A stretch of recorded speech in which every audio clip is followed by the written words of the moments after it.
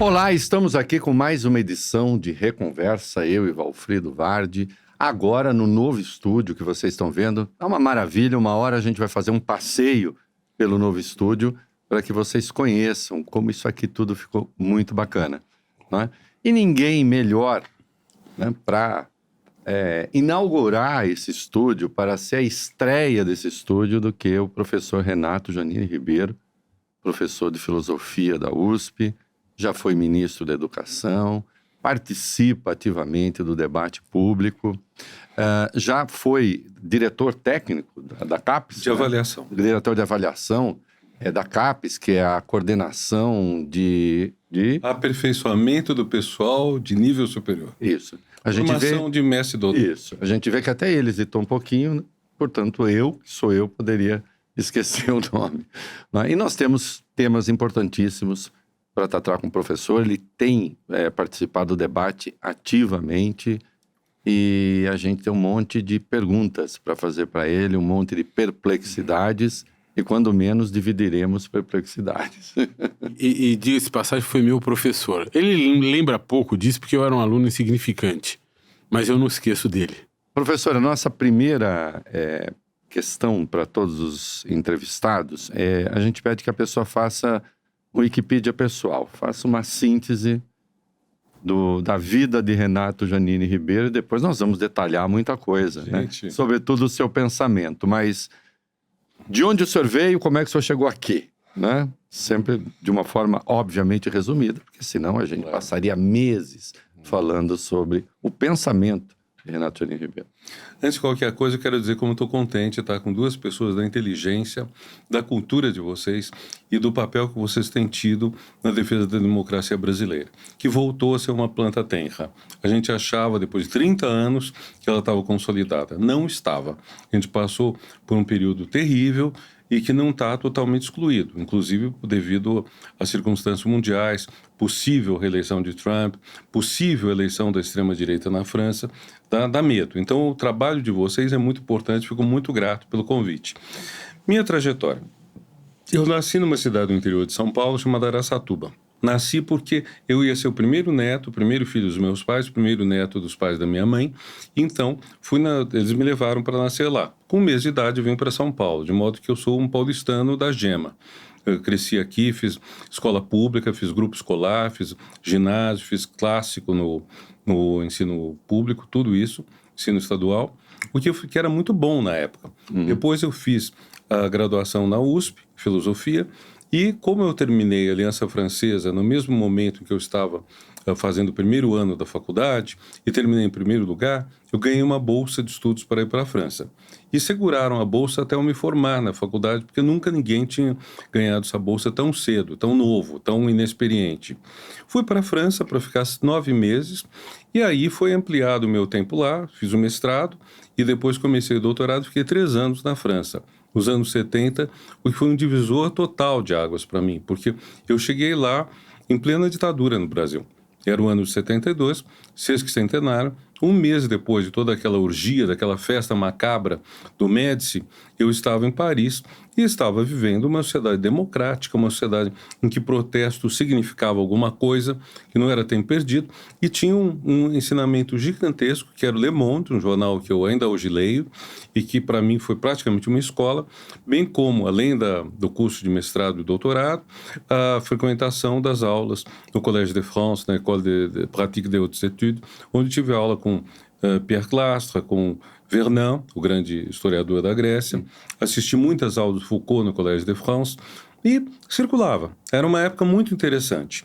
As gerações que vieram depois de mim, elas costumam ir à França e ficam enfurnadas na Biblioteca Nacional, que é fantástica. Eu talvez tenha sido do última fornada que não morou na Biblioteca Nacional. A gente rolava pela cidade, rondava pela cidade, via exposições, acompanhava a discussão pública francesa. Talvez isso, Reinaldo, tenha me levado a ter tanto interesse pela discussão pública. Mesmo hoje que eu estou presidindo o SBPC, eu faço uma diferença. O cientista faz um trabalho muito bom, de exatas, humanas, biológicas, mas o intelectual é aquele que leva essa discussão para o público e coloca a questão do valor. Quer dizer, o quanto vale isso? Não é apenas o conhecer, mas é o juízo de valor. Voltei da França convidado a dar aula no Departamento de Filosofia da USP. Na época não havia concursos, eram convites, e lá fiquei. E, com o passar do tempo, fiz meu doutorado sobre Thomas Hobbes, que o Valfrido conhece, e gostei muito de Hobbes. Eu gostei de Hobbes por quê? Porque Thomas Hobbes é um autor cujo autoritarismo não é em nenhum momento escondido. Ele é muito sincero, muito honesto, muito franco. E isso em plena ditadura, quando eu fui ler Thomas Hobbes, foi em 69, acho, que uma professora francesa, Danielle Lancier, nos deu Hobbes. Eu falei, gente, que coisa beleza, que beleza. Quer dizer, o Locke fica fazendo todo aquele remeleixo, fingindo que é tudo maravilhoso, e tendo a pena de morte direto do lado. E o Hobbes não. O Hobbes diz, olha, o poder realmente oprime, o poder é terrível, tudo mais.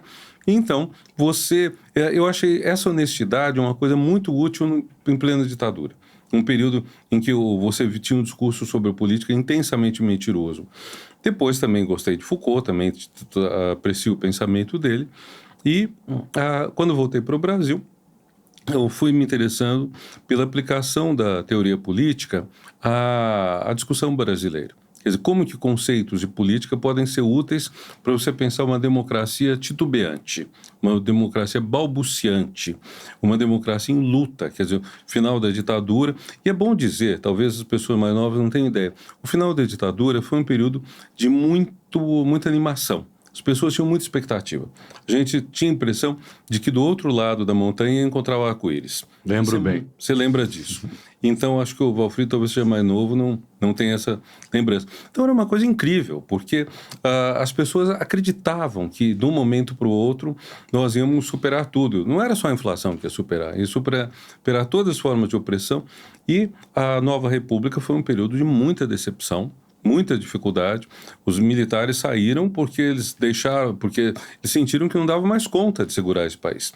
Eles tinham entrado pretextando uma inflação que era, sei lá, de 80% ao mês, saíram acho que com 200, ao mês não, ao ano. Saíram com 200. Então, foi uma loucura isso tudo. E foi muito difícil esse período e eu fui me interessando, pensando como que conceitos como democracia, representação, soberania podem ser utilizados para pensar um país que não é onde foram formatados esses conceitos. Um país que no primeiro momento eu pensava que tem muito a aprender com a experiência das grandes democracias ocidentais. Mais tarde comecei a achar que não. Achar que nós representamos uma contribuição também para pensar a democracia. Basicamente por quê? Para o conceito que eu chamo de OTAN, Atlântico Norte, de democracia, a democracia é em larga medida uma questão racional. Enquanto eu penso que a política brasileira tem um elemento afetivo muito forte, geralmente para o mal, e eu até tanto que intitulei um livro meu, O Afeto Autoritário, falando de como existe uma velha ideia de que o autoritarismo na relação de superioridade, hierarquia, é aceitável. Eu penso em algumas novelas, e por isso também me interessa todo tipo de experiência, não apenas os clássicos, mas também novela. Uma novela em que o personagem do Antônio Fagundes brincava com a cozinheira, e aí, numa certa altura, ele fala, fulano, para de falar aqui, volta para a cozinha, que é seu lugar. Isso, que é extremamente grosseiro e autoritário, passava como afetuoso. E isso faz parte da nossa cultura, esse afeto autoritário. Então, como você mexe com esse afeto, como você dá uma base à democracia que não seja apenas a racional, porque pelo racional você não cria raízes. Veja o que está acontecendo na França e Estados Unidos. Enfim, o senhor já avançou nas ideias, né? Nas ideias, e é excelente, né? Então, me ocorreu aqui, o professor, como ele mesmo disse, é especialista em Thomas Hobbes. As redes sociais tornaram o Hobbes quase obsoleto no sentido da necessidade de um poder central que se imponha, quer dizer, elas desafiam, de algum modo, até mesmo uma noção de ordem hobbesiana, nesse sentido? No sentido de você ter um locus, um local muito claro em que está o poder, sim. Porque Hobbes é um defensor da soberania concentrada, centralizada, que é o que põe ordem no galinheiro, para falar em bom português.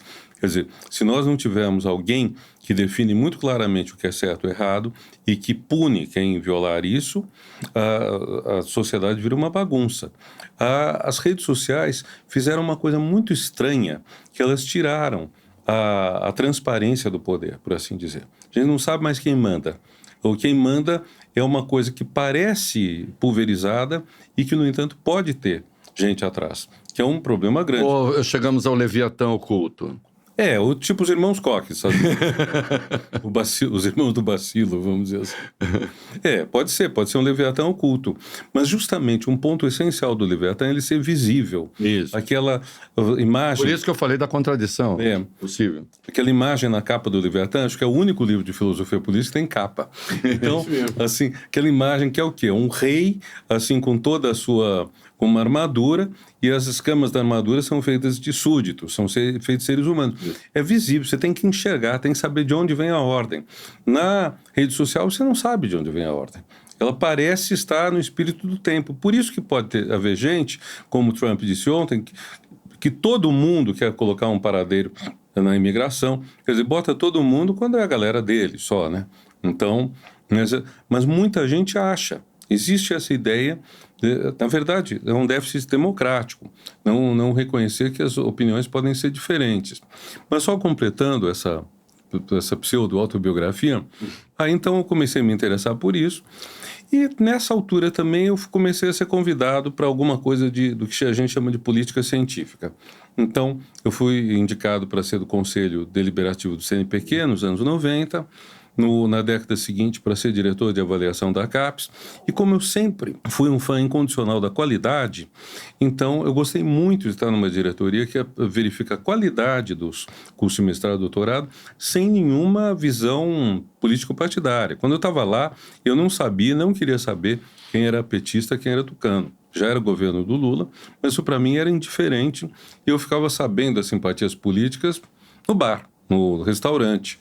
Eu dei um risinho quando ele falou isso, eu não queria saber quem era petista, quem era tucano. Pensei comigo, bons tempos, hein? Nossa, bons tempos, da ausência de rótulos. Bons tempos em que você discordava e respeitava o outro. Quer dizer, a gente podia discutir e chegar, não digo um meio termo, mas algum termo, sabe? Não, e que o outro lado era civilizatório, eram dois lados civilizatórios. Né? Pois é. E aí, isso foi indo, aí eu fiquei 4 anos na CAPES, gostei muito desse trabalho. Veja, do ponto de vista do PT, da época, a avaliação não era uma coisa muito positiva, porque o PT, durante anos, fez campanhas contra a avaliação do curso de graduação, que o Paulo Renato introduziu no MEC, no governo Fernando Henrique. Sim. O PT dizia, muito erradamente, a meu ver, que isso era uma forma elitista, neoliberal, sei lá o quê. Quando eu fui convidado para ser diretor de avaliação, fiquei feliz de fazer parte de um projeto mais amplo. Ninguém me deu instruções, mas, enfim, projeto mais amplo que incluía IDEB, incluía a avaliação da graduação, mas a avaliação da pós é a melhor, ainda hoje, é a melhor que é feita. E daí, depois que eu saí da CAPES, daí uns anos, a presidente Dilma me convidou para ser ministro da Educação. Na verdade, antes disso, o Mercadante, que foi meu aluno, não sabia que ele tinha sido meu aluno, foi meu aluno no 3º ano do colegial, no Objetivo, aqui perto, na Avenida Paulista 900.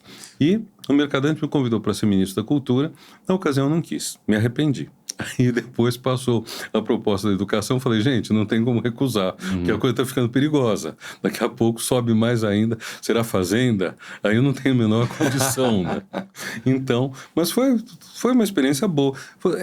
A experiência da CAPES foi muito boa, e a experiência do MEC foi bem mais difícil, porque foi em 2015, ano que já estava havendo toda a campanha para tirar a Dilma, e em que não havia dinheiro.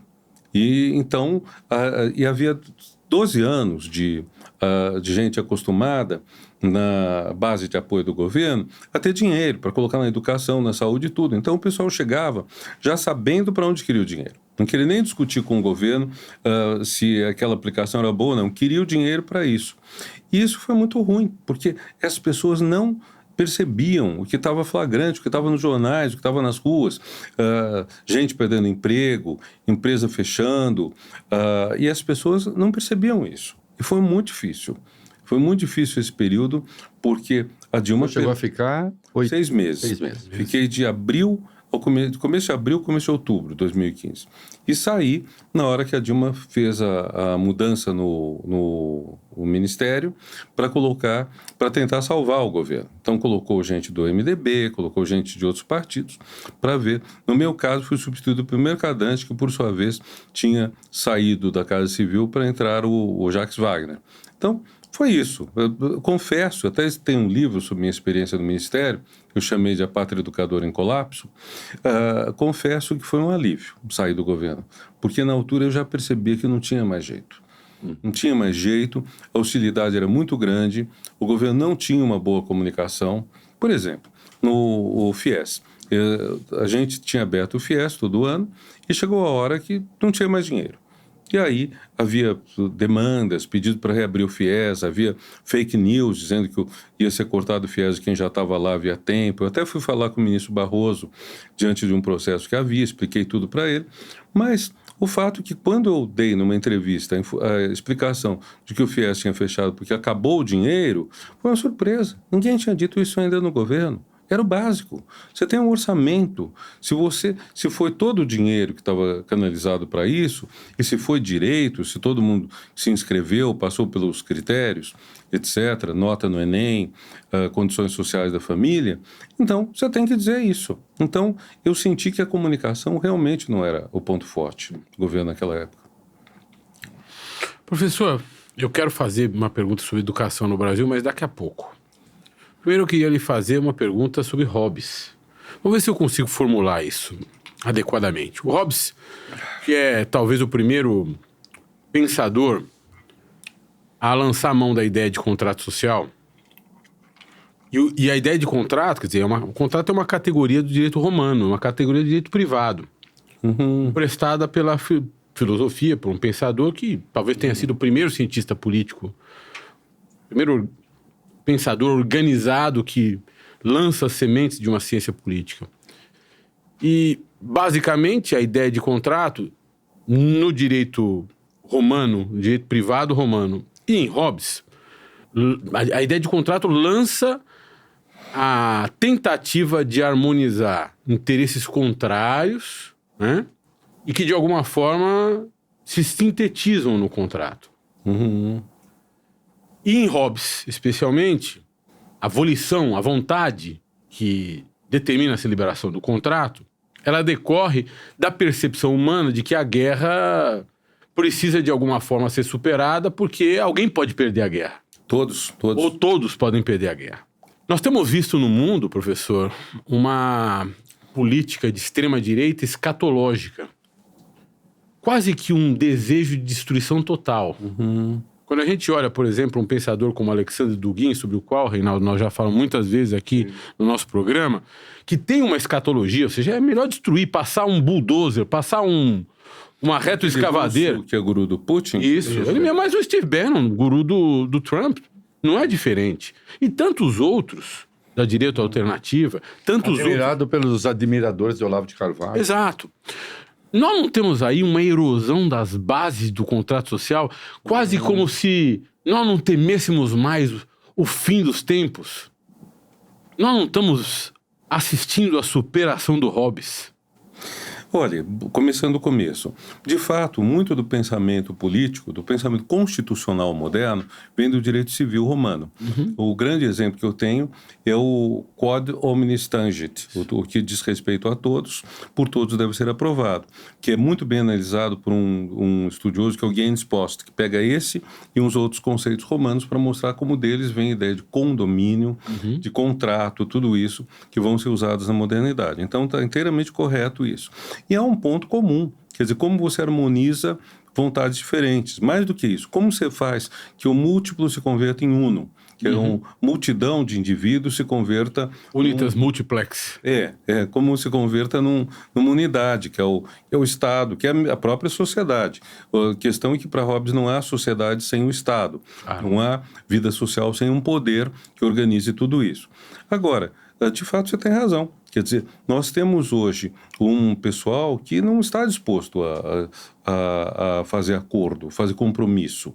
Porque a vida social numa democracia já não é bem o contrato do Hobbes, mas numa democracia a vida social é feita de contratos o tempo todo. Então, nós fazemos contratos, fazemos concessões.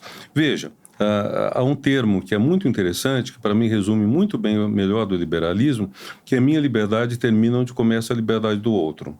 Mas eu não gosto muito dessa frase, porque eu acho que ela não se aplica ao amor. No amor, nas relações de amor, eu diria, a minha liberdade cresce com a liberdade do outro. Uma relação de amor é aquela em que uma pessoa não está sentindo o tempo todo que está fazendo concessões. Faz concessões, mas sente, sobretudo, que está à vontade com o outro, que é ela própria com o outro. Agora, à medida que você sai dessa relação íntima, praticamente de casal, de amor, e você vai para uma coisa mais social, em que você tem contato com pessoas que você nunca viu, não conhece, pode inclusive não gostar, mas tem que conviver. À medida que você vai fazendo tudo isso, você passa a ter a necessidade de concessões mesmo. E isso, no fundo, se resume no seguinte: é melhor negócio eu conceder várias coisas, pagar imposto, por exemplo, do que morrer de fome. É melhor eu respeitar as leis do que ser assassinado na esquina. E isso tudo está se perdendo. Você tem pessoal que está disposto a botar fogo em tudo, a destruir tudo, como você disse. E esse ponto é muito periclitante. E vem junto com a perda do diálogo, né? Para a gente ter diálogo, a gente precisa de duas condições. Uma, concordância quanto a certos fatos básicos. Isso a gente sabe pela verdade. Verdade é vamos dizer, é uma praia dos cientistas quanto aos fenômenos, dos jornalistas quanto aos fatos. Então você tem que ter um acordo sobre isso. Quando tem gente que com a maior cara lavada duvida se a Terra é plana ou redonda, como o Olavo de Carvalho, que diz, não estou convencido de que a Terra seja redonda, então fica problemático. Você não tem mais um ponto para dirimir Duvida não por dúvida, mas por cálculo, muitas vezes. Até. Mas, enfim. Mas tem pessoas que começam a acreditar mesmo que a Terra possa ser plana, que ou que as eleições tenham sido fraudadas por um enfim, algum robô colocado dentro da sala secreta, cujo algoritmo não é... Aquelas pessoas que vão gritar para o Alexandre de Moraes, quero saber o algoritmo, ele pergunta o que é algoritmo, e você sabe que está livre, está acessível, etc. Mas, enfim, e outro ponto que temos que ter em comum são certos valores. Por exemplo, não matarás, ou por exemplo, não mentir, um compromisso com a verdade, com algo que a gente chama de bem. Nós podemos até discordar sobre o conceito de bem, sobre o conceito de verdade, mas nós temos que ter um acordo sobre certos valores, certos fatos. Na hora que nós não temos isso, fica muito complicado. Eu lembro que logo depois da eleição, eu dei uma palestra online e tinha um pessoal lá que era terrível, eles faziam esses questionamentos absurdos sobre os fatos. Aí eu comentei com eles que, na caso de dúvidas, desse um Google. Aí uma das pessoas escreveu lá nos comentários: Google, Folha de São Paulo, Foro de São Paulo, tudo comunista. Então aí fica muito difícil, quando você não tem mais um referencial mínimo, ou mesmo um referencial, quer dizer, não matarás, ou direitos humanos. Quer dizer, na hora que essas coisas todas podem ser postas em xeque, fica muito complicado o contrato social, convivência, o futuro da humanidade. Claro. Professor, sem querer repetir a lei de Godwin, né? Quando você apela ao nazismo, você já perdeu o debate, né? Mas é curioso que o Godwin deu uma entrevista aqui no Brasil e disse: no caso do Bolsonaro, pode apelar que tudo bem, eu libero. Eu libero. Mas a sanção nazista, tem um documentário recente, quer dizer, tem um momento que eles capturam a intelectualidade mesmo. Então, aquilo que era um movimento de um marginal, num dado momento, captura a elite, parte da elite intelectual alemã, assim como o fascismo capturou parte da elite intelectual italiana. O senhor vem de um momento, eu também venho, em que, digamos assim, o establishment brasileiro aderiu à tese do fim da ditadura e aderiu a algumas posições progressistas, hoje chamadas progressistas, que eram, em suma, defesa da democracia. Parece-me haver uma corrosão de parte importante daquilo que, se não a elite intelectual, mas pelo menos a parte mais ilustrada da sociedade. E eu vou dar um exemplo. Houve o primeiro debate presidencial entre o Trump e o Biden. E, de fato, o desempenho do Biden foi desastroso por várias razões que se queira. Agora, a quantidade de mentiras que o Trump contou o tempo inteiro, não é assim que ele contou uma mentirinha ou outra. Ele passou o programa mentindo e se desviando das questões. Quando eu fui para a imprensa americana ainda aqui e ali chamou atenção para as mentiras dele. Na imprensa brasileira, as mentiras foram consideradas quase nada e tudo se concentrou no desempenho ruim, efetivamente, do Biden. O que eu quero dizer? Há um risco de a mentira ser entronizada como um exercício regular de linguagem, de poder, de afetos, de política, de sorte que a gente perde uma questão essencial da formação humana, da civilização. A diferença entre a verdade e a mentira, que sempre foi muito relevante, né? Aliás, o senhor é professor de ética. Não, você tem razão. E isso normaliza a mentira. Quer dizer, essa cobertura da imprensa brasileira, que não tinha reparado, mas que fica apenas na forma, mas não entra no conteúdo das proposições, é muito grave. Porque passa toda a falha do Biden é apenas o fato de que ele não soube responder no momento certo. De que ele é velho, que ele é meio gaga, de que ele ficou perdido. Voz é rouca, anda mal. O que não quer dizer que ele... Que é menos pior do que ser mentiroso. O que não quer dizer que ele tenha perdido o raciocínio, nada. Quer dizer, todos nós corremos o risco de ter um mau momento, de falar mal. Uma pessoa com idade, claro, que corre mais esse risco. Agora, a questão principal devia ser quem disse a verdade, quem mentiu. E é curioso que a gente tem vezes em que a imprensa coloca essa questão mesmo, coloca, não só no Brasil, a imprensa mundial, questiona o que foi dito de verdade, o que foi dito de mentira.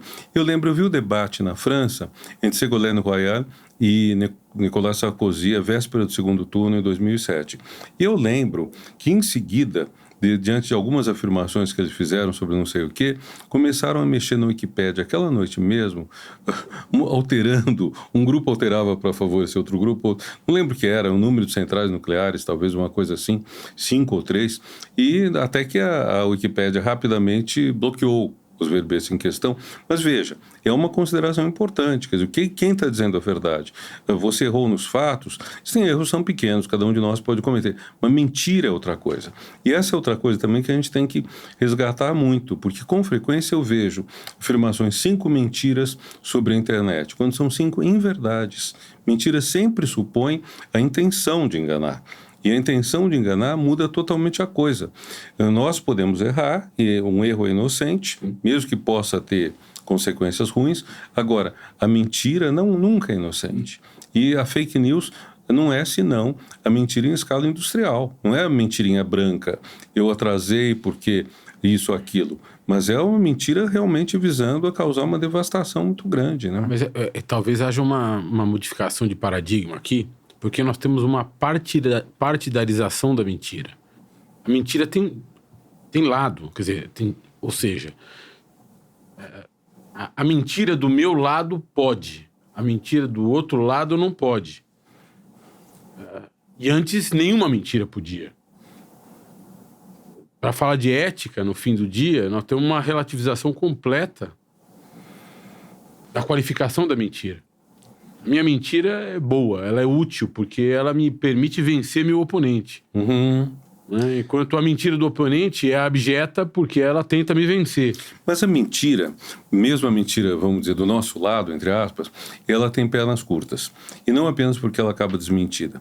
Eu fui muito marcado por um texto, uma passagem do Wilhelm Reich, na Psicologia de Massa do Fascismo. É um livro que tem 3 edições, com 3 composições diferentes. Eu estou pensando na última edição, que é mais de 10 anos depois da primeira, em que ele tem um capítulo notável sobre as massas e o poder, acho que é o capítulo 12, em que ele fala, a certa altura, que a propaganda comunista na União Soviética insistia tanto que o metrô de Moscou, por exemplo, era uma realização do socialismo, que quando algum soviético via os metrôs ocidentais, ele não sabia mais o que era socialismo. Porque se o capitalismo também tinha isso, qual é o plus? Qual é a vantagem do socialismo? E eu acho esse um problema grande. Toda vez que eu vejo alguém de esquerda faltando com a verdade, mesmo que super bem intencionado, porque sempre... Nós nos igualamos a eles. Não é só, você perde o seu diferencial. Quer dizer, o diferencial está onde? O Lenin dizia que o socialismo era um soviético mais eletrificação, ou seja, o desenvolvimento econômico, tecnológico da eletricidade, mas uma forma democrática de governo que eram conselhos de base que decidiriam as coisas. Nada do que foi a União Soviética, uma utopia na época. Mas, enfim, quando se perde essa ideia dos sovietes, essa ideia da discussão pública, essa ideia de conquistar um mundo melhor, fica pobre tudo isso, né? Se for só um avanço tecnológico, o capitalismo também é capaz. E, historicamente, foi mais capaz que o comunismo. Né? O senhor escreveu um livro, estabeleceu um conceito, né, como síntese, né? A sociedade contra o social. As esquerdas têm dificuldade, parecem, lidar com as redes, porque, de algum modo, talvez surpreendido ou porque perdeu uma certa ilusão. Eu vou falar a partir da experiência da imprensa. Quando saiu uma carta no jornal de algum leitor, né, chegavam milhares e se selecionavam, sei lá, 10, 15 por dia, de milhares, que representavam mais ou menos aquilo que se imaginava ser o pensamento médio ou principal de um determinado veículo. E essas cartas passavam por um filtro. O editor de cartas de um jornal era quase tão importante quanto o editor de política, que é quem é que nos lê. E até que aquela opinião saísse, o cara tinha que suar, não era assim fácil, não. Tinha gente que, depois de mandar 30 cartas, saía a carta. E enquanto não saísse, ele permanecia ali sem que talvez o vizinho dele soubesse o que ele pensava, a família. O que a rede faz é horizontalizar tudo. Isso. Renato Janine Ribeiro e meu vizinho que tem opiniões sobre tudo, eventual, não é nenhum vizinho particular, tá? Tô falando vizinho... Ele fala, não é. Ele nunca gostou de mim. Eu sabia que ele ia falar de mim, né? Sabia que ele ia falar de mim. Aliás, nunca gostou de mim. Nas redes tá cheio de coisa assim. Olha o que o Reinaldo me respondeu, eu não conheço a pessoa, mas enfim. O cara sai, ele fala, e às vezes ele tem milhares de seguidores, né?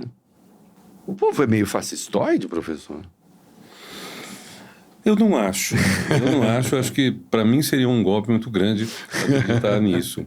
Mas, independente das minhas razões... O senhor entendeu que a pergunta é uma provocação, obviamente. Das minhas razões, ou minhas desrazões, meus afetos, para não afirmar isso, o que eu penso é o seguinte: a sociedade humana... Bom, eu estou pensando... Eu sei que o pessoal de humanas não gosta muito hoje de falar em progresso. Para os antropólogos, progresso é um anátema. Para os historiadores, está cada vez mais difícil falar em progresso, embora a linha histórica seja muitas vezes entendida como progresso. Mas eu penso que, num sentido muito específico, dá para falar de um progresso social e político desde mais ou menos 1200, mais ou menos o final da Idade Média.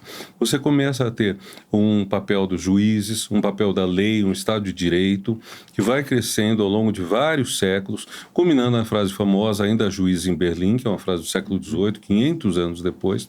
Mas, enfim... O senhor me permite, rapidamente? Um moleiro, o rei queria tirar o moleiro do caminho dele, né? E aí o moleiro disse que não ia sair, né? Houve a imposição para tentar sair, ele disse que ia apelar à corte em Berlim, apelou, ganhou.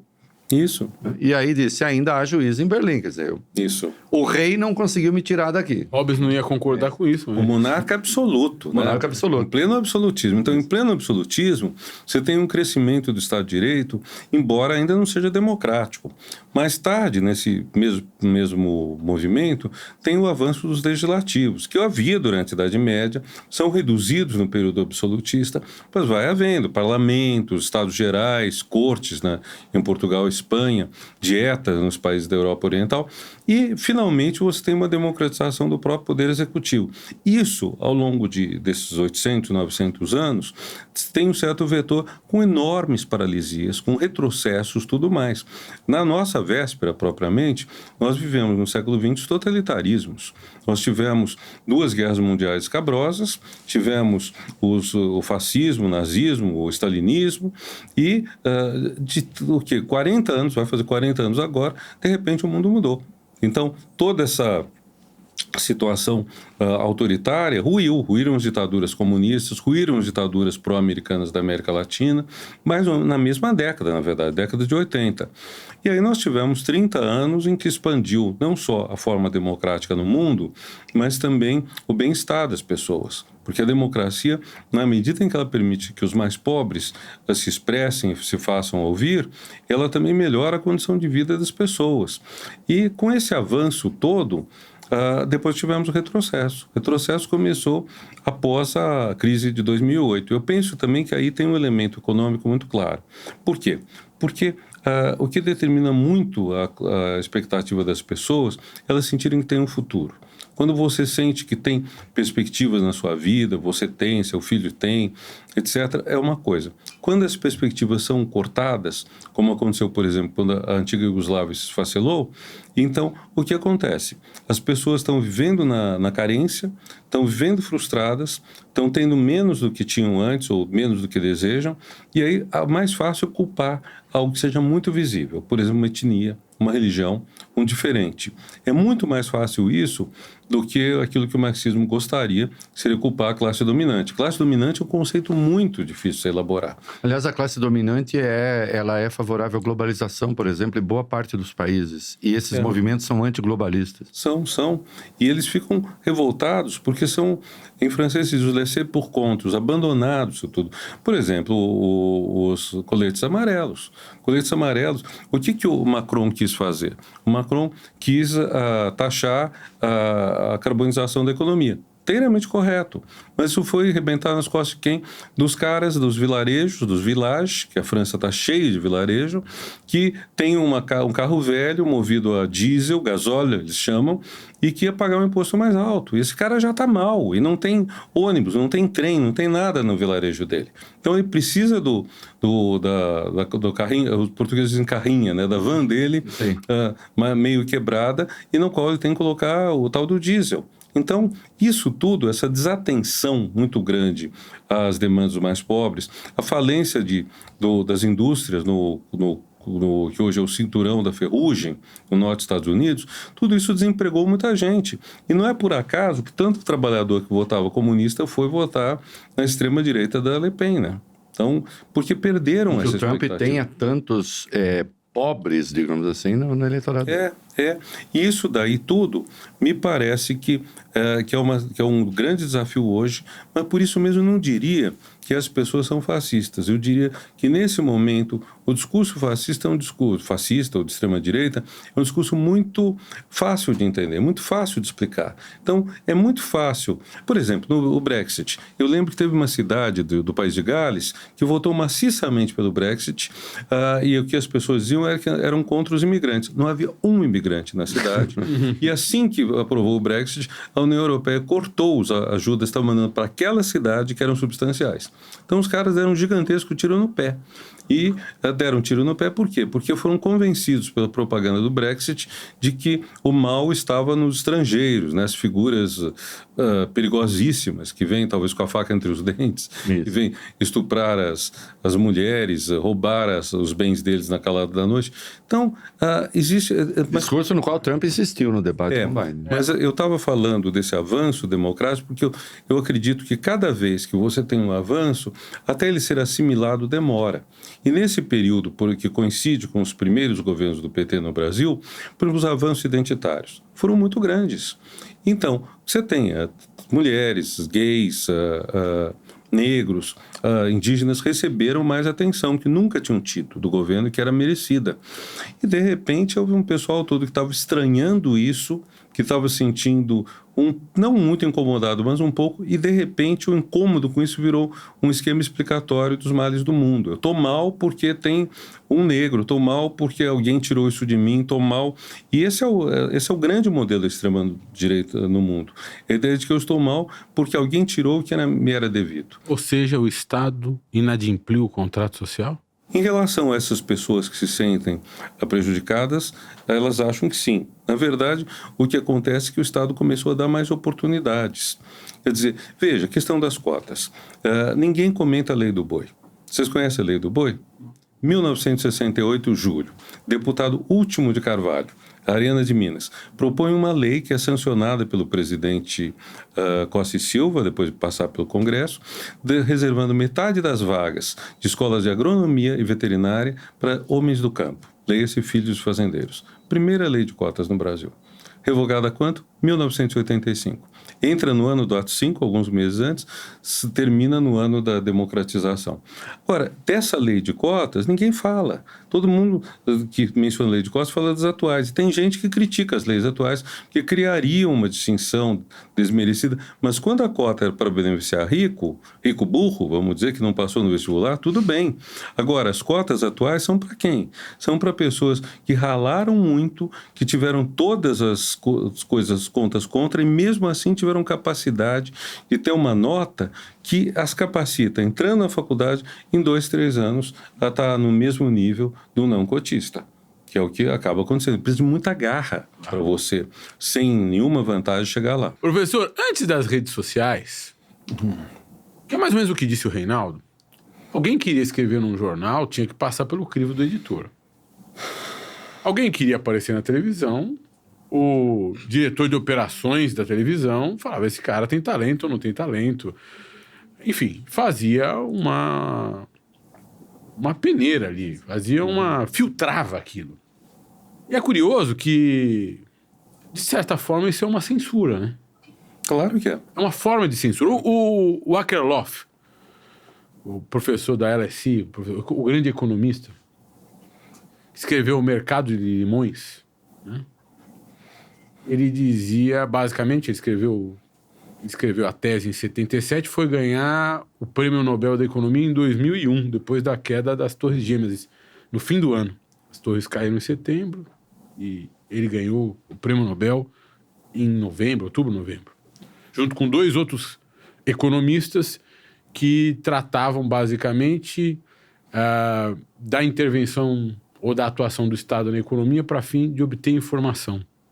Ali, o Prêmio Nobel, os membros da Comissão do Nobel começaram a ver a importância de conhecer informações sobre o mercado, justamente porque aqueles terroristas tinham transferido dinheiro sem que os serviços secretos notassem, dinheiro que financiou os ataques terroristas. Mas eu me recordo do texto do Akerlof, do George Akerlof, Mercado de Limões, basicamente para lembrar que o que ele estava dizendo é o seguinte, eu não consigo diferenciar no mercado um carro usado de boa qualidade de um carro usado de má qualidade.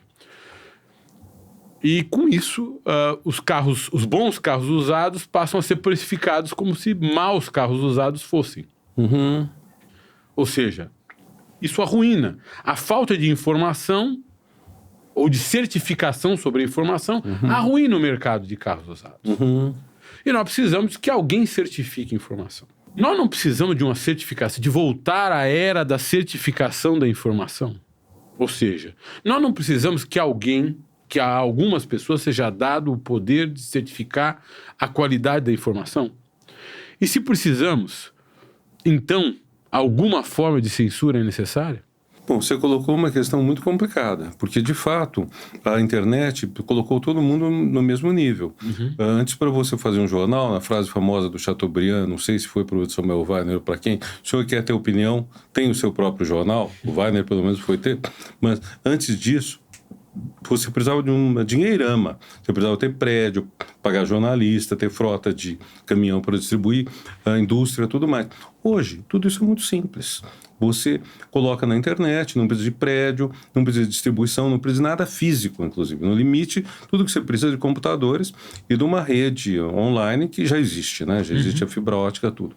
Isso trouxe a possibilidade de uma grande democratização. Muita gente acreditou nisso, muitas pessoas, eu inclusive, falamos em ágora, quer dizer, finalmente a gente teria a ágora ateniense, a democracia direta, a presentificação de todos a todos. A grande praça. A grande praça, isso. Sobe num palanquezinho e todo Isso. mundo fala. Beleza. O Fernando Henrique, no começo do, 2005, 2006, até decidiu fazer um site, me chamou um monte de gente, eu estava, inclusive, fui lá, e a ideia era essa. E não deu certo.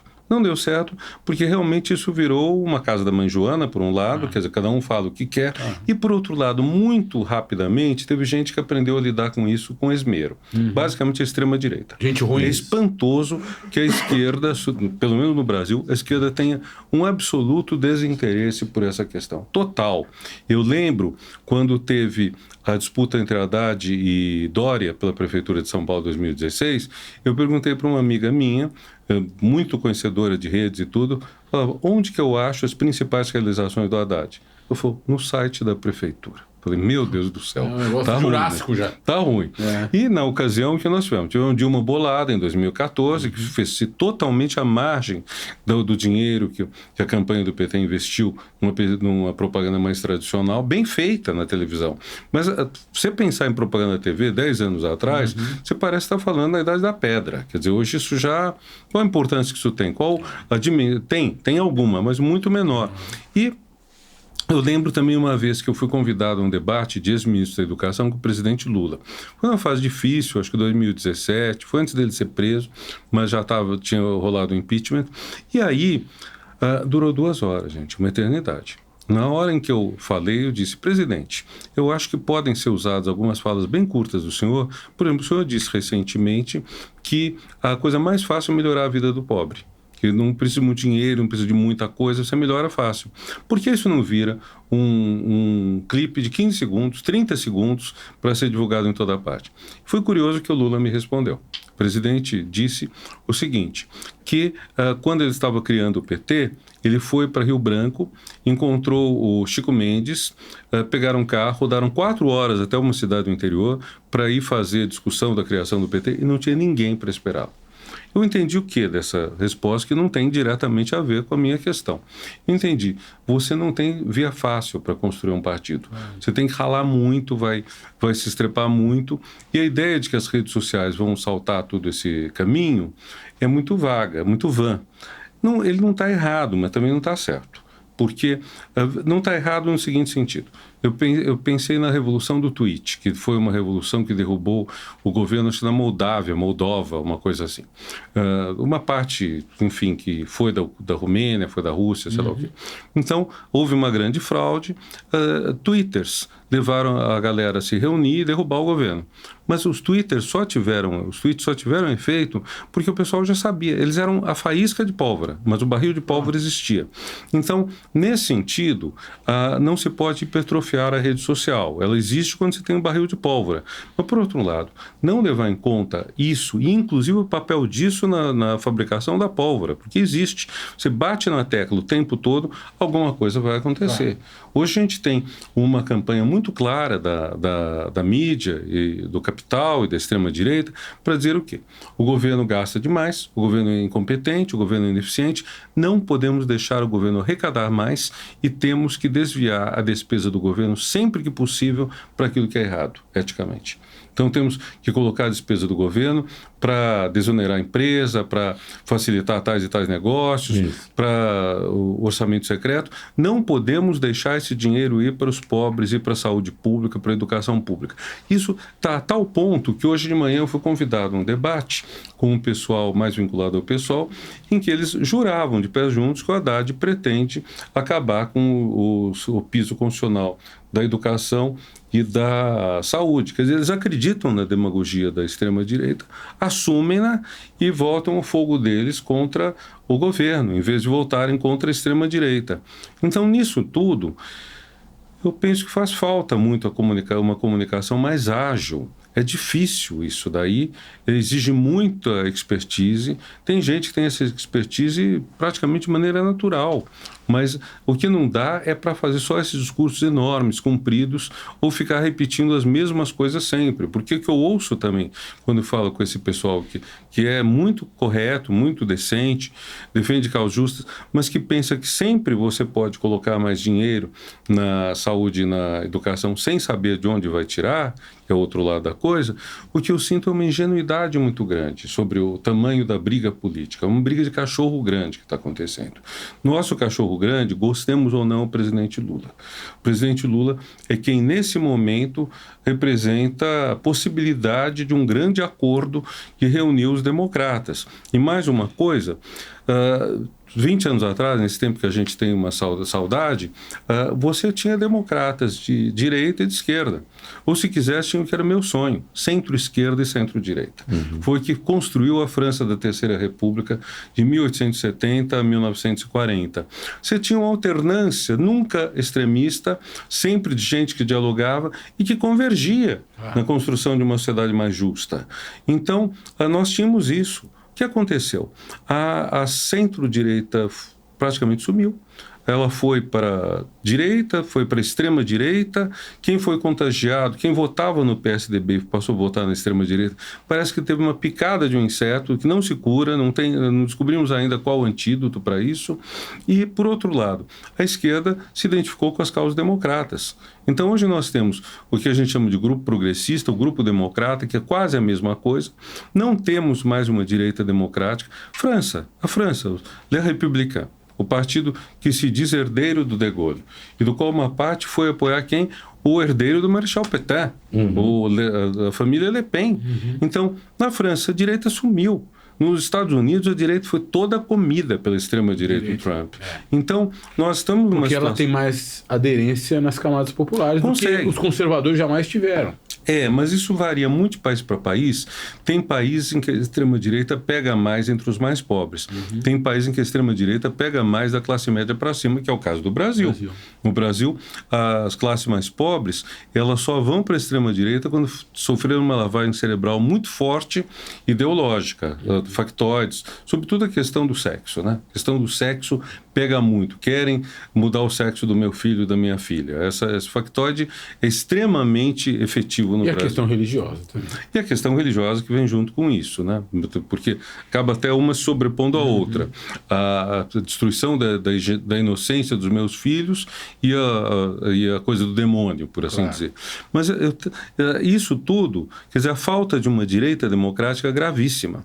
E esse é um problema que a gente tem, porque não adianta a gente escrever nos jornais ou dizer precisa ter uma direita democrática e a gente ser de esquerda. Porque a gente fazer uma análise disso, daí dizer, cara, eu não sou de direita, mas se eu fosse você, eu diria o seguinte, o cara não vai te ouvir, não vai te ouvir. Então nós estamos numa...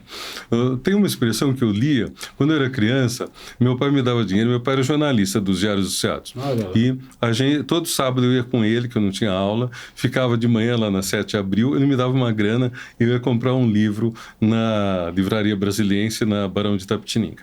E lá eu comprei uma vez um livro de histórias de fadas. Eu não gostava disso, mas era o único que tinha naquele dia que estava no meu horizonte. Comecei a ler e era tudo em português de Portugal.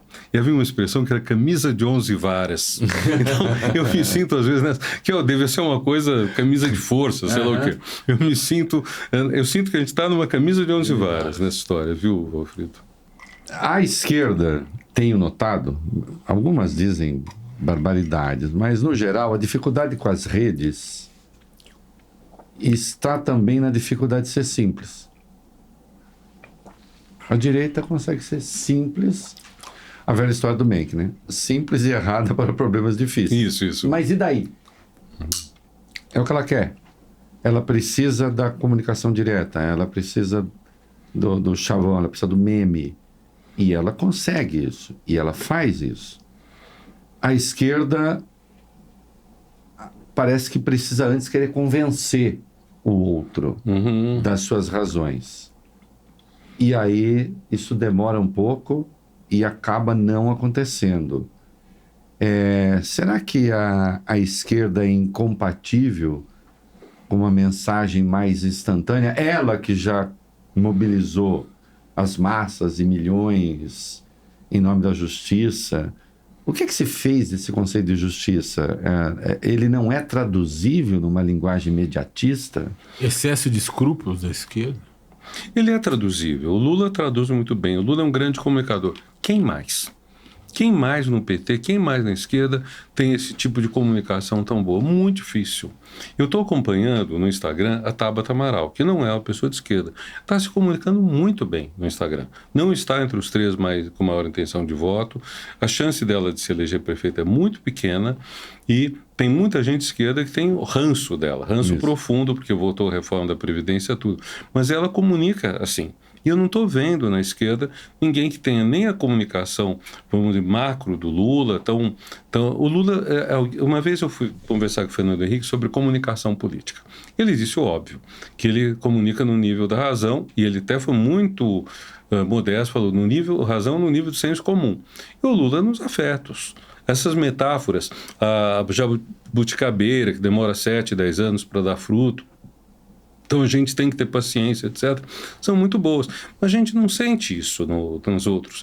E, em parte, talvez seja por uma coisa que você indicou, que é um pudor ou mesmo uma arrogância. Sabe? Veja, por exemplo, às vezes eu tenho a impressão que a esquerda viu muito aquele filme Eu Sei O Que Vocês Fizeram no Verão Passado. Então, depois do Bolsonaro ganhar em 2018, a sensação que eu tinha na minha timeline é que toda vez que alguém dizia que se arrependia de ter votado no Bolsonaro, era crucificado. Por exemplo, a Lia Luft. Concordo que a Lia Luft, sendo uma pessoa com toda a formação dela, ter acreditado no Bolsonaro é uma coisa de louco. Então, mas mesmo assim, é hora de se festejar. Claro. Se não for por outra razão, seja a Bíblia, o filho pródigo, ou seja, o simples pragmatismo de que a gente precisa de votos, precisa de vozes. Mas tem essa coisa, às vezes, se você não fizer a demonstração exatamente que os caras querem, você é um traidor. Então, hoje mesmo, nessa discussão com a turma mais simpática do PSOL, o que comentaram a meu respeito era terrível, era neoliberal para baixo. Por quê? Simplesmente porque eu disse que o governo Lula não destinaram dinheiro público para educação privada ou para saúde privada. Levantaram a questão do ProUni. O ProUni é uma sacada genial do Haddad, porque o dinheiro já ia para o setor privado, estava na Constituição, estava na lei, não tinha como tirar. Ele criou critérios para como chama, a contrapartida do setor privado. Critérios objetivos, republicanos, decentes, sociais. Mas você tem uma dificuldade, às vezes, de concordar com quem não... Você vê uma dificuldade de pessoas que não aceitam quem discorda delas, no mínimo que seja. Professor, o senhor está falando de educação? Os governos do PT gastaram bastante dinheiro com educação. Talvez mais do que quase todos os outros governos. É possível. Possível. E ainda assim nós não temos números exuberantes. Aliás, nós temos números tímidos. E mais do que isso, as consequências do gasto são pífias, são pequenas, não são perceptíveis. O que nós fizemos de errado em matéria de educação no Brasil? Se o que fizemos de errado, de certa forma, está na causa de nós termos uma classe média que vibra na frequência do Pablo Marçal, esse é o nome do cara? Bom, são várias questões, Que é viu? o coach da Ferrari, se você sabe da história, né? O cara que tem uma Ferrari e que falou que o menino que pediu R$50 para ele preferiu ouvir o ronco da Ferrari ao receber os R$50 porque ele acreditava no sonho dele. Não sabia dessa... mas... Enfim, e esse cara é seguido por 15 milhões de pessoas. Mesmo tendo exposto uma turma a quase a morte no alto de uma montanha. Exatamente. O que nós fizemos de errado para educar o povo brasileiro, para que ele tivesse cultura, lesse livros e gostasse de coisas mais sofisticadas, mais densas do que o Pablo Marçal? Bom, tem primeiro a explicação que o próprio PT dá, que em grande parte é verdadeira. O legado prévio é muito complicado. A frase do Darcy Ribeiro, a deficiência na educação no Brasil não é um problema, é um projeto, é verdade. Sem conhecê-lo, eu tinha dito uma coisa que vai na mesma linha, que é o Brasil é um caso de sucesso na exclusão social. Quer dizer, o Brasil não foi feito para ser um país excludente, são 500 anos de expertise nisso, uma expertise primorosa, que quando você corrige uma coisa, você vê um outro problema a somar. E você veja, e fora isso, nós temos uma estruturação complicada da educação. Nós temos um SUS que foi uma construção demorada, que estabelece o papel da União, do Estado e do município. Não temos um Sistema Nacional de Educação institucionalizado, apesar de estar dito que o município fica com o primeiro grau, o Fundamental 1, e uma parte, eventualmente o 2, o Estado com o Fundamental 2, eventualmente, e com o ensino médio, e a União rege o ensino superior. Apesar disso, é muito confuso tudo, muito complicado. E tem coisas que são fáceis de fazer. Por exemplo, o Bolsonaro, em plena pandemia, deveria o Ministério da Educação ter orientado toda a rede pública de educação básica para o ensino à distância. Não orientou. Quem deu aula à distância fez com a cara e a coragem. Que eu saiba, não houve nenhum lugar que dissesse, olha, como você dá aula à distância? Você coloca o celular assim, de preferência assim e não assim. Quando você estiver falando do celular, não vá passear pela sala, porque isso é legal na presença, mas se você some do vídeo... Não houve nada disso. Ou, por exemplo, usar o dinheiro do Fundo de Universalização das Telecomunicações para distribuir tablets, para fazer banda larga, para colocar antenas, tudo mais. Nada disso foi feito. Isso podia ser feito sem dificuldade, mas tem coisa muito mais difícil. Formação de professores. Uma boa intenção do Paulo Renato, que foi exigir que o professor do Fundamental 1, do antigo grupo escolar, tivesse diploma universitário, levou à perda por parte desses professores do conhecimento de como alfabetizar. Então, nós ficamos com uma geração que não tinha professores que tivessem aprendido a alfabetizar. Isso voltou com o Ceará, o programa da alfabetização da idade certa, 2007, federalizado em 2013. Então, você pode dizer, existe um legado muito complicado, muito difícil, muito pesado. Fora isso, eu penso que o presidente Lula, que é uma pessoa que capta muito bem o mood, o sentimento dos eleitores, ele percebeu que ele entusiasmaria mais os pobres, dizendo, seu filho vai ser doutor, seu filho vai ter um diploma universitário, do que dizendo aos pobres, seu filho vai ter uma educação básica esplêndida. Então, houve um investimento muito grande, não estou falando nem de dinheiro, estou falando investimento imaginário muito grande nas políticas de expansão do ensino superior, que foi feito, foi bastante feito, foi bom. Foi muito bom ter expandido. Se você pega os institutos federais de ciência e tecnologia, você está chegando a uma situação em que, em breve, toda cidade com 20 mil habitantes ou mais vai ter um ensino superior, que vai melhorar muito. Nos dados recentes do IBGE, quase 24% da mão de obra dos 100 milhões de empregados tem ensino universitário, e quando você pega aqueles que têm o curso universitário incompleto, já chega a perto de 40%. O que é um sinal de qualificação melhor da mão de obra. E nós sabemos como era isso, né? Sabemos, era muito menos. Então isso é bom, mas isso deixou de lado a educação básica como prioridade, que é onde você produz a desigualdade. A produção da desigualdade, em grande parte, é a analfabetização, uso esse termo de propósito, de quase metade das crianças. O fato de que você não consegue, a criança teve 2, 3 anos de ensino fundamental e não sabe, sabe ler, mas não entende o que leu. Sabe escrever, mas não entende o que escreve. E tem dificuldade com as contas. Isso deixa um problema enorme que poderia ter sido mais bem considerado se a gente tivesse continuado com o saudoso Fla-Flu, que agora eu chamo de Grenal, do PT e do PSDB. Por quê? Porque o PT basicamente dizia, vamos colocar mais dinheiro no setor público. O PSDB dizia, vamos melhorar a qualidade. Os dois estavam certos, os dois estavam errados. O PSDB exagerou na ideia de que havia dinheiro suficiente e era mal gasto. Não era tão mal gasto e não era suficiente. Veja, os 5%, 6% que o Brasil coloca do PIB na educação é o mesmo que a Alemanha. Mas o PIB da Alemanha é 3, 5 vezes maior que o nosso. A Alemanha tem universidades há séculos, de boa qualidade. O pessoal está alfabetizado, bem alfabetizado há uma vida. Tirando aquela personagem do filme Eleitor, eu não sei se havia algum analfabeto na Alemanha em meados do século XX. Então, eu acho que é toda uma situação que a gente precisaria voltar a esses velhos tempos de mim, quer dizer, é a situação em que você tinha uma possibilidade de discutir quais são os instrumentos para fazer, porque o que eu sinto um pouco de problemático do lado da esquerda é a demanda quase que só, às vezes, por recursos, sem dizer como vão usar os recursos.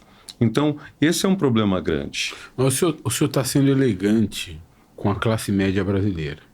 Eu nem falei da classe média. Mas o senhor falou indiretamente. Quando o senhor fala da alfabetização, quando o senhor fala das crianças... Ah, sim. O senhor fala indiretamente da classe média brasileira, que ascendeu. Uhum. O senhor tem uma colega de Fefelete, a professora Maria Helena Chauí. Foi minha professora no colegial. E minha professora na Fefelete, como o senhor. Uhum. E que faz críticas veementes à classe média brasileira. Eu discordo dela. Enfim. Mas o fato é que a classe média brasileira é que vibra na frequência de gente como esse Pablo Marçal. Isso é terrível. E quando eu falo de falta de... Lembrei da frase da Marilene, eu odeio a classe média. É disso que eu Só para lembrar a frase. É disso que eu quero falar. É essa provocação. Nossa professora convidada para vir para o programa. Urgentemente. Ou seja, o que está faltando? Porque uma coisa é a alfabetização, tudo bem, nós precisamos alfabetizar as crianças do Brasil. Mas é pior do que esse o problema. Sim, O problema é de discernir coisas boas de coisas muito ruins. Antes do senhor responder, qual que é a geral aqui? Ali, aquela. Aqui. Você odeia a classe média brasileira? Não, eu só acho que ela se equivoca muitas vezes. Não, eu sou da classe média brasileira. Eu sou da classe média brasileira. Somos todos. Mas eu acho que ela se equivoca. E eu quero dizer que eu sou da classe operária. A minha origem, acabou, classe média são os dois. Aconteceram coisas na minha vida que me distanciaram do pensamento da classe média brasileira. Pai jornalista, pai advogado, pai que tocava mala de caminhão. Ok. Então, companheiro, é o seguinte, eu sou povo e os dois é classe média. Ok, tudo eu bem. gosto muito da história da sua mãe, de você com sua mãe lavando o quintal e depois mandando não sei para que lugar exatamente. Foi o meu entrevista. Maravilhoso. Foi a crônica que eu fiz pro Paulo Guedes, quando ele falou que as empregadas estavam indo para Disney, né? Estavam indo para Disney, podiam ir para Cachoeiro do Itapemirim, estavam indo para Disney. E como minha mãe foi empregada doméstica, disse, senhor, vamos explicar, né? Depois, por intermédio de pessoas conhecidas, ele falou que não era bem assim, que queria falar comigo. Por intermédio dessa pessoa. Aí você quer falar comigo, pede desculpa primeiro. Se não vou pedir, falei, também não quero falar. Então... Enfim, estou entendendo. Desculpa. A mesma conversa do Lula com o Milei. Mas não esquece da minha pergunta. Não, vamos... Não, a pergunta é sua, eu só tô sacaneando. Não, é nossa. Mas... Olha, é o seguinte, né? A gente nas pesquisas... Absolve a classe média, por favor. Nas pesquisas de opinião, a gente vê que existe que a votação na extrema-direita é maior nas classes com mais instrução, não só com mais renda, mas com mais instrução. Ensino superior vota mais no Bolsonaro, no extremismo, do que o gente com ensino apenas básico. Isso indica claramente uma deficiência na educação. É isso. Essa educação não formou as pessoas para valores éticos. Então, e esse é um problema grande da universidade brasileira. Faltaria determinar uma coisa que eu nunca vi nenhuma dessas pesquisas discriminar. Elas estudaram em instituição pública ou privada? Elas fizeram quais cursos? É bem provável que os cursos tradicionais, direito, medicina, engenharia, tenham um percentual mais extrema-direita do que os cursos de bacharelado em ciências, no sentido mais amplo. Tipo Sempre foi, desde que a gente estava na USP, todos, né? Foi? Desde que a gente, todos nós passamos pela USP, sempre foi isso. Sempre foi isso. Curso de humanas, mais a esquerda. E os cursos mais à direita. Agora, o problema aí não é simplesmente ser direita ou esquerda. A extrema-direita direita já não está no âmbito democrático. E quando você tem pessoas que tiveram uma formação universitária qualificada, muitas vezes, e partem para a barbárie, é sinal de uma grande deficiência na formação. Eu penso que um dos grandes problemas que a gente tem é não ensinar responsabilidade social aos nossos alunos. Nossos alunos, estou falando agora especificamente da instituição pública, que não pagam pelo curso, mas que não pensam que eles estão lá porque existe gente pobre pagando ICMS no fósforo, no feijão, no arroz, e que está sustentando a universidade. Eu não falo isso demagogicamente, como tem gente que fala, eles têm que cobrar a universidade pública. Mas cobrar a universidade pública é uma estupidez, porque o que deve fazer é o seguinte: cobra quem tem mais dinheiro, não quem tem dinheiro e faz a universidade pública. Quem tem mais dinheiro, ponto final. Muito mais simples, muito mais justo. Se você tem dinheiro... Muito mais factível também, porque você imagina a estrutura para fazer a cobrança. Uma burocracia impossível. Não dá, não tem como. Basta você dizer que você não mora com o pai, que pronto, você é um pobre, mesmo sendo filho de um rico. Então é muito fácil burlar uma estrutura dessa. Mas, além disso, até, o que me preocupa é que existe muito pouca educação nesse sentido. Então, a gente tem uma deficiência ética mesmo. Aí a questão é ética. Na hora que você tem pessoas ricas que acham que elas não devem nada à sociedade, na hora que você constrói um pensamento do cada um por si, existe uma deficiência moral profunda nesse sistema. E isso faz parte do nosso sistema. Agora, classe média. Lula e Dilma cansaram de dizer que queriam um país de classe média. Eles jamais concordariam com a Marilena. Então, daí é outra coisa. Então, o que é classe média? A classe média, desse ponto de vista, é você, vamos pegar o velho Marx, sair do reino da necessidade e entrar no reino da liberdade. É isso. Então, você poder começar a ter preocupações que não são simplesmente o que eu vou comer, como vou pagar o boleto. As campanhas eleitorais do PT, as do Lula em particular, eu me lembro a campanha da reeleição de 2006, a campanha da reeleição de 2006 era gente tirando o carro da garagem. Pobre tirando o carro da garagem. A mesma campanha, depois, quando a Dilma competiu com Serra, foi a mesma coisa. Quem fazia a campanha da pobreza... Porque houve um tempo em que havia uma espécie de glamorização, que eu digo da pobreza é no sentido assim do pobre vítima que está ali reivindicando e não sei o quê. A campanha do Serra tratava disso. Eu lembro que ficou muito negócio da próstata, do exame de próstata, do velhinho, do exame de próstata. Enquanto a campanha do PT ficava falando de conquistas. Geladeira cheia, carro, tal, que era a classe média.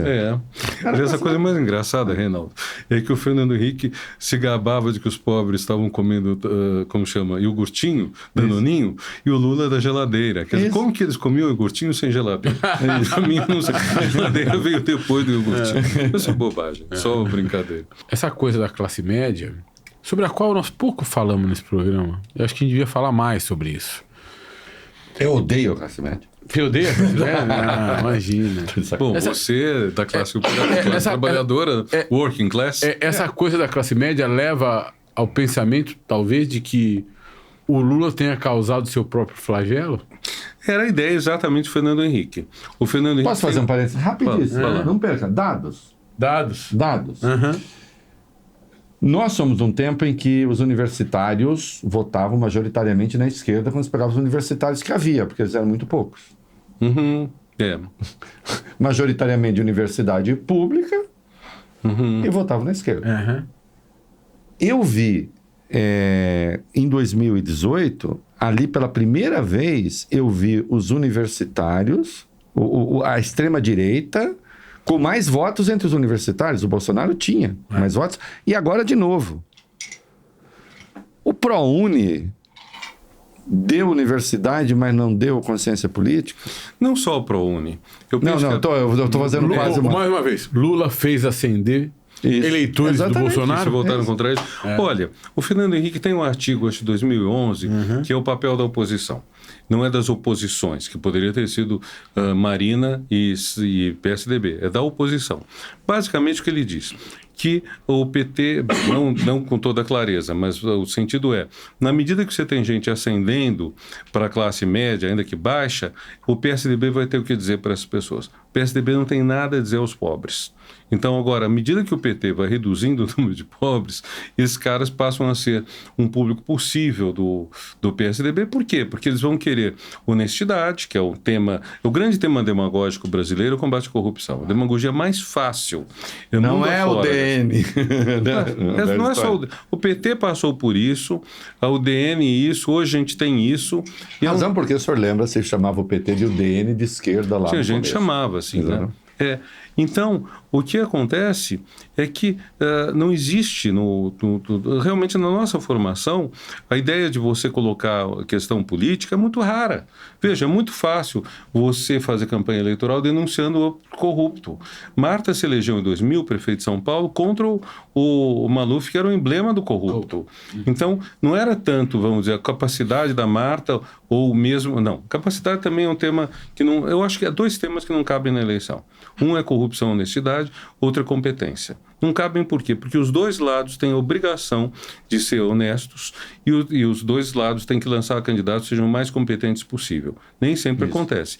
A questão na eleição, a questão que o eleitorado, que é leigo sobre toda a questão técnica, pode deliberar é o que eu quero. Quero uma política pública, quero empreendedorismo, quero liberalismo, quero uma política mais social. Socialismo no sentido de propriedade social dos meios de produção está fora do jogo, até porque nenhuma pessoa de esquerda que eu perguntei o que isso quer dizer na prática sabe o que quer dizer. Ninguém diz isso daí. Uma vez eu conversei com o Ivan Valente, falei, Ivan, você diz que é marxista, o que é isso? Que é isso? Ele olhou para mim e falou... Olha, professor, nós podemos estar de acordo sobre as grandes metas, mesmo discordando no básico. Eu falei, não estou discordando, eu quero saber o que você entende. Eles não sabem, não existe uma noção. Zé Cabaleiro, eu não sei dizer o que quer dizer, o que vou dizer. Mas depois vem a música de amor. Né? Que lindo. Mas esse romântico. Eu não sei dizer o que quer dizer, o que vou dizer. Eu amo você. É maravilhoso. É obrigado, viu? Ele tem uma cultura musical pop que é... Não só... me assombra. Essa do Zé Cabaleiro, não só musical. É espetacular. Não só musical. A musical pop me assombra. Eu não sei dizer o que quer dizer, o que vou dizer. Eu amo você. É bom, cara. Beleza. Mas... Não, o senhor está dizendo, o senhor perguntou o que é marxismo. E o Ivan Valente E o Ivan Valente... Não o que é marxismo, o que é propriedade social dos meios de produção. Porque, veja, uma coisa que impressiona é que o senso comum, os jornais dizem que o marxismo quer mais Estado. Marx diz abolição do Estado. Claro. Eles falam marxismo é estatização das propriedades. Marx diz propriedade social. Não é estatização. Os derivacionistas, né? Que são quase... Estado mínimo, né? Sim, mas quer dizer, nada disso hoje a gente sabe o que quer dizer. Como você vai fazer isso? A experiência histórica foi totalmente diferente. Mas também dizer o marxismo da teoria é diferente do da prática, supõe também que eu diga que o liberalismo da teoria é diferente do liberalismo da prática. Os 2 são. Mas o que esse pessoal faz? Critica o marxismo da prática, esse fracasso, a partir do liberalismo ideal, que também não existe. Ou critica o liberalismo real. Aliás, eu vivo dizendo isso quando eu falo assim, não, é que o socialismo real é uma merda. Vocês gostam do socialismo ideal. Eu disse, sim, mas vocês também gostam do liberalismo ideal, né? Porque nós temos o liberalismo real. Vá perguntar para os pobres. Sim, você tem que ter mesmo padrão. Real versus real, o ideal versus ideal. Ideal versus ideal é bonito. E o ideal, sem dúvida, ajuda você a formular propostas. Mas nós temos nisso uma discussão muito difícil. Agora, o que a gente tem? A gente tem uma discussão política muito baixa. Qualidade de discussão política no Brasil é baixa. Você mesmo mencionou, Reinaldo, mais cedo, o fato de não se contestar as mentiras do Trump. Quer dizer, tem coisas que são óbvias. Tá se mentindo, mente-se o tempo todo. Existe essa... Não, e eu acho, e muito perigosa, eu acho que é perigoso, eu acho que está havendo uma incorporação da mentira como parte das nossas relações. É isso aí. Sabe o que me abismou? O André Mendonça, ministro convidado a vir aqui também. Mas o ministro fez um pronunciamento aí no Diga-se passagem, um belíssimo ministro. TCM, né? O senhor está falando do cabelo que ele fez, ficou bom. Não. O ministro André Mendonça é um ministro, é um jurista de grande qualidade. Não, eu me dou bem com ele, ele foi super educado comigo, também fui quando a gente se encontrou numa festa e tal. Agora, ele fez uma palestra no TCM sobre fake news. E eu fiquei muito preocupado, porque ele confundiu fake news com opinião. Sim. E ele disse, é preciso tomar muito cuidado ao combater fake news para não praticar censura.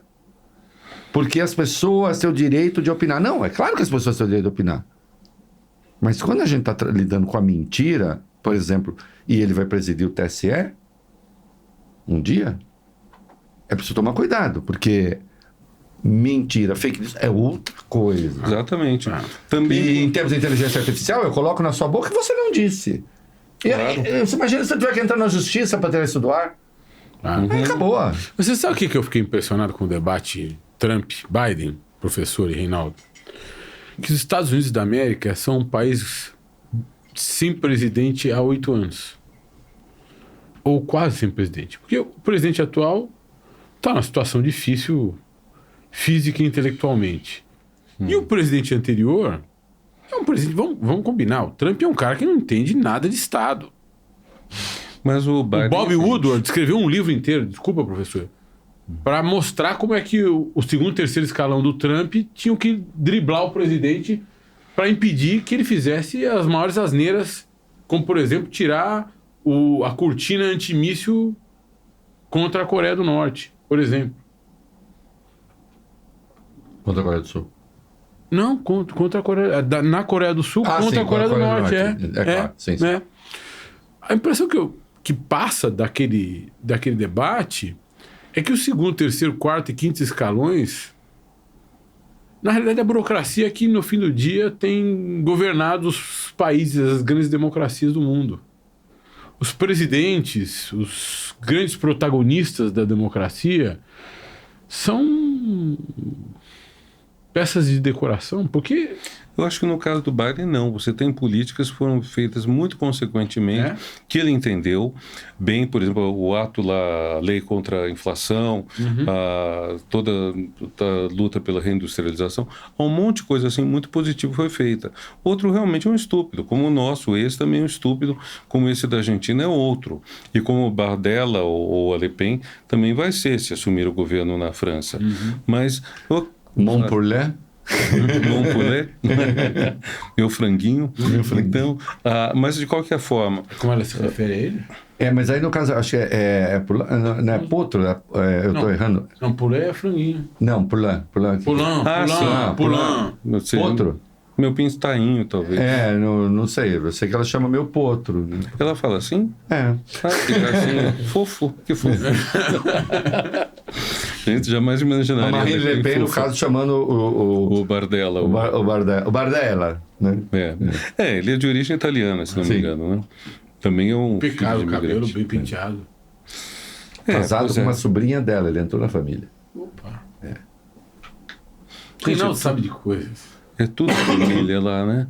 Porque a sobrinha, ela brigou com o pai. Tem um lado meio átrida, né? Ela brigou com o pai. A sobrinha brigou com ela, né? Isso. Então é uma coisa totalmente... Essa gente é doida, né? Mas mais doido quem vota neles, viu? Doido mesmo. Ele vai ser primeiro-ministro. O senhor não acha? Eu penso que o Macron cometeu uma grande besteira, porque ele podia continuar 3 anos driblando, usando aquele artigo 49. O que o senhor acha que ele tentou fazer? Eu acho que, bom, primeiro de tudo, ele é um homem que não ouve ninguém. Ele faz coisa da cabeça. Parece que ouviu meia dúzia, mas ele faz o que ele quer. Então, ele pensou, talvez, eu tenho 2 hipóteses. A primeira foi o plano psicanalista de segunda. Dado que o pessoal votou contra, eu vou fazer esse povo assumir o desejo. E perguntar para eles, vocês votam a favor da extrema-direita ou só votam contra? Só para só um pouquinho, para quem não sabe, é o seguinte, teve eleição para o Parlamento Europeu, o Reunião Nacional, que é o partido da extrema-direita, herdeiro lá da República de Vichy, enfim, do Marechal Pétain. Aliás, Vichy acho que nunca foi superado na França. Ela ganhou. Ganhou, o partido do Macron teve menos da metade dos votos que ela teve. Isso era para o Parlamento Europeu, não tinha nada a ver com a eleição da Assembleia Francesa. Mas o presidente tem o poder de dissolver a Assembleia. E ele resolveu dissolver. Quando eles tiveram aquele resultado com a eleição, aí menos de um mês, vai ser aliás, que dia é hoje? Vai ser dia 30. Foi dia 30. Só para lembrar para o espectador que o Reinaldo está falando, que Vichy, a gente está falando de Vichy, basicamente é um governo na França, um governo de um país, quando o país foi invadido pelos nazistas. Isso. Ou seja, era um governo francês que colaborava com os nazistas durante a Segunda Guerra Mundial. Metade da França matava os nazistas diretamente e essa parte eles não precisavam nem de nazista, porque eles eram melhores do que os nazistas lá.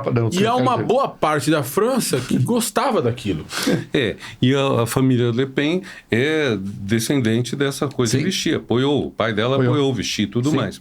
Mas, enfim, eu penso o seguinte, primeira hipótese, o Macron quis ver se na eleição local o pessoal bisava ou não a eleição europeia. Porque a eleição europeia, muitas vezes, é uma eleição que não se perde nada, porque é uma coisa tão abstrata, tão remota, e nisso ele perdeu de goleada, porque simplesmente ele permitiu que a extrema-direita repetisse a dose e possivelmente ganhe o governo na eleição que termina dia 7 de julho. Agora, a outra hipótese que eu tenho é a seguinte: percebendo que em algum momento a extrema-direita vai ganhar a eleição e que se ele ficar mais 3 anos driblando o parlamento, em 2027 a extrema-direita faz barba, cabelo e bigode, elegendo o presidente da República, que é o pivô do sistema, e o parlamento, ele quis oferecer o poder à extrema-direita para ela se desgastar, que provavelmente ela vai fazer um governo fracassado. Vai fazer um governo de muito custo social, de muita polícia batendo. É uma aposta. Mas essa segunda aposta é quase louco, porque ou é uma coisa até no limite heróica, porque ele se destrói. O fato que o partido dele vai virar pó nessas eleições, tudo indica que vai. A única chance que ele tem é se a Le Pen não tiver maioria absoluta e ele fizesse uma aliança com a de esquerda para governar, que é o que ele não quer de jeito nenhum. Então, eu penso que foi um grande erro. Pois é, porque eu cheguei a esse ponto também. De ser aliança com a esquerda é impossível, porque a esquerda também não vai querer. A esquerda já fez aliança entre si, já foi difícil. Aliança com ele é difícil, ele também não quer. Qual foi? A outra hipótese é essa que o senhor está dizendo. Deixa a extrema-direita, vai quebrar a cara. Muito arriscado. Rapaz. Você coloca um monte de gente para apanhar. A educação. O que a extrema-direita propõe a educação é um assustador. Porque o sistema educacional francês é a glória da França. É o que formou a República, formou a separação igreja-estado, separação Estado-partido, a mobilidade social, tudo vem disso. E está em crise há muito tempo porque os mais pobres não conseguem subir na vida. Então, o que acontece? Governo após governo, direita ou esquerda, tenta focar na melhora desses alunos de periferia e filhos imigrantes. Com mudanças aqui e ali, mas lembra um pouco a aposta da direita democrática alemã, quer dizer, a gente entrega a chancelaria para o Hitler, porque ele vai Claro. Primeiro a gente o controla, e segundo ele vai quebrar a cara. E se não quebrar? Nem controlou, e ele não quebrou a cara, né? Pois é. Agora, a França é a quintessência da afirmação de direitos sociais. Na França, os direitos sociais se afirmam. A crise de 68 é um ponto de inflexão. Isso, né? Claro. E ainda assim, nós temos um contingente de pessoas que vivem uma malése em relação à democracia. É uma insatisfação inerente à alma humana? É porque uma boa parte dessas pessoas sentiu que o Macron é ameaça aos direitos sociais. E por alguma fantasia eles acham que a direita pode resolver. Que a União Nacional traria isso para eles de volta. O que é um delírio, porque, de fato, a União Social falou, vamos revogar a reforma da Previdência, mas já voltou atrás para conseguir os votinhos do trânsfuga dos republicanos, né? do sujeito que era do partido supostamente do De Gaulle e que foi apoiar o partido do Marechal Pétain, para assim dizer. É um delírio, né? Você pode estar pensando, o que esses caras estão falando da França? O que isso tem a ver comigo? Para pensar o seguinte, em 2025 o mundo pode ser governado pela Le Pen. Como é o nome do Poulain? Do Poulet? Jordan Bardella. Bardella. Jordan Bardella. Pelo Erdogan, por um monte de direitistas, ultradireitistas. E no Brasil, talvez o único grande democrata, o grande emblema da democracia no mundo, o presidente Lula. Vai sobrar o cercado de todo. Talvez o Lula seja o último bastião da democracia no mundo em 2025? Olha, o que eu penso nesse ponto é o seguinte: quando o Lula foi presidente, você tinha alguns estadistas no mundo. Você tinha Obama, você tinha Merkel, sobretudo a Merkel, você tinha o Chirac saindo, E hoje acabou. Hoje o Lula restou praticamente o único estadista. Você não tem... Você pode dizer, o Biden tenta, mas o Biden é esse desastre em várias coisas, né? Por exemplo, uma das coisas que seria importante para a reeleição do Biden seria se conseguisse algum tipo de paz no Oriente Médio. Não conseguiu e dificilmente vai conseguir, porque o Netanyahu está apostando pesado na vitória do Trump. O Netanyahu quebrou as pernas dele, atuou para quebrar as pernas dele de forma muito impressionante. Muito, muito. E o Biden, em vez de ir em cima de tudo, dizer corto todo o dinheiro, corto os mísseis, corto bombas, tudo mais, o Biden ficou tentando pressionar nas sombras. E agora o tempo já está vencendo. Estamos aqui há 3 meses e pouco das eleições americanas. Não, 4 meses. É difícil nesse período fazer a paz no Oriente Médio. Porque, veja, o fato de estar havendo esse massacre dos palestinos poderia ainda assim resultar num reconhecimento de um Estado palestino com uma coligação Estados Unidos, países árabes reacionários, amigos dos Estados Unidos, que querem ser amigos de Israel, etc. Poderia a Arábia Saudita, que é um dos piores países do mundo, porque é um país que exerce a pena de morte por atacado, que pune as pessoas de qualquer jeito, que pica com motosserra um dissidente na embaixada em Istambul. Isso. Então, um partido desse é aliado próximo dos americanos que falam mal do Irã, falam mal de países da Coreia do Norte, falam mal de Cuba. Imagine só, né? Então, nós estamos numa situação difícil. E em termos de política mundial está muito grave, porque não só temos a guerra no Oriente Médio, que não tem sinal de parar, a guerra na Ucrânia, que também está do mesmo jeito, como os Estados Unidos estão brincando com fogo no conflito da China com Taiwan. Quer dizer, a China é uma ditadura? Mas que desde sempre a China reivindica Taiwan e que os americanos concordaram que em 1970 e nada, quando foi feito o reconhecimento entre Estados Unidos e China, concordaram que tanto a China quanto Taiwan entendiam que a China é um país só. E agora estão ameaçando. Toda essa ameaça à China também é muito Que perigosa. é o entendimento da ONU, diga-se de passagem. Pois é. Então, aliás, no debate Biden-Trump, 2 momentos, o Trump disse que o Biden impede o Netanyahu de fazer o seu serviço até o fim. Né?